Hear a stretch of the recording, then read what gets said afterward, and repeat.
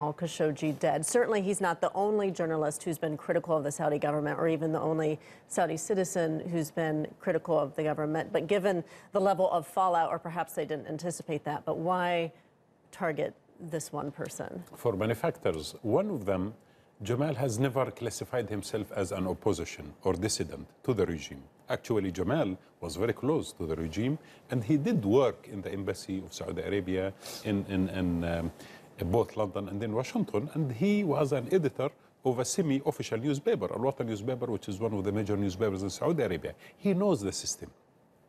Now, what happened is, Jamal knew Saudi Arabia very well, but he knew as well there are areas that where he can express his views, and there are boundaries to what he can say.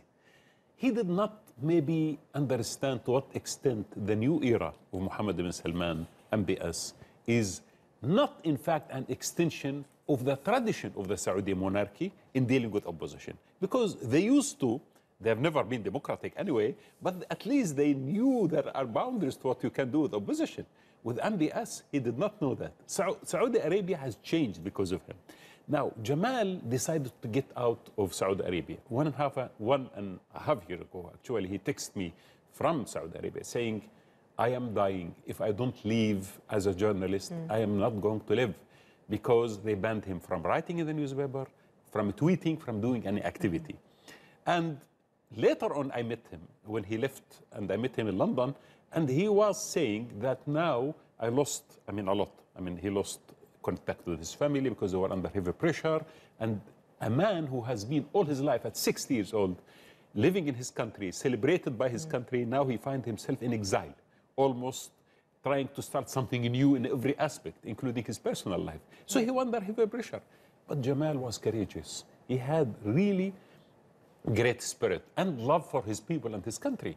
And this is why he didn't classify himself as an opposition, and he started writing to the world as a journalist, not as a voice of dissidents. It means sometimes he was full of praise of certain kind of reforms that Mohammed bin Salman did. But some other times, he was in fact also very fair in criticizing what is wrong in his opinion.